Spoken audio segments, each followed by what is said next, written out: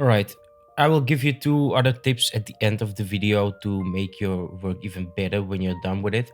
So those are just two little like hacks that I do lately to get even better results before I export something.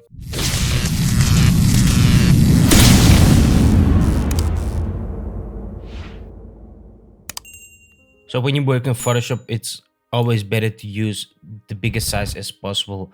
I try to work with 4000 by 5000 pixels because that is like the same dimensions of Instagram, but it's really big, so I can always scale it later down to get perfect quality.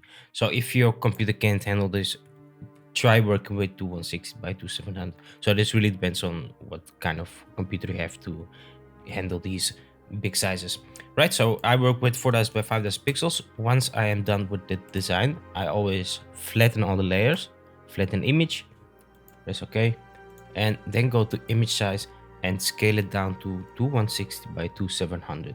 And here you want to select by cubic sharper. That's also important, right? So press OK. That's it. Now, lately I did was I always used export save for it, but I found a new way that is even better to get like perfect quality on Instagram, and that is to just use save as.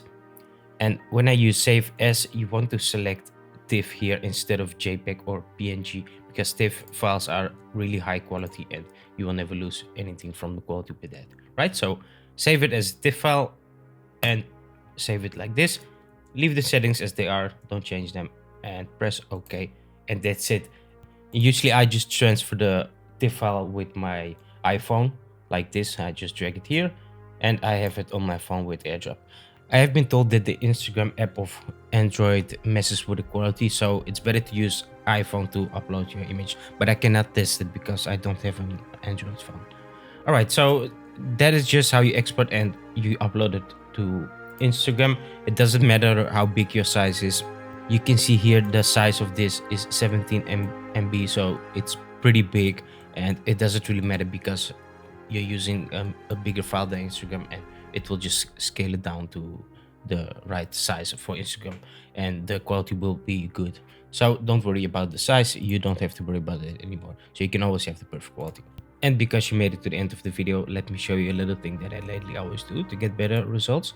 So first I will go here and I will select color lookup.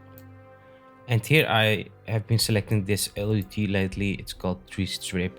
You should have it here in Photoshop, but of course you can see it's way too colorful. So what I do is I take the opacity, I drop it to around, let's say 25%, something like that. This all depends on your image. Maybe you want less or more. So leave it at something like this. And also add a curve and take the left one and bring it a bit to the right, and take the upper one and bring it a bit to the left, and that's it.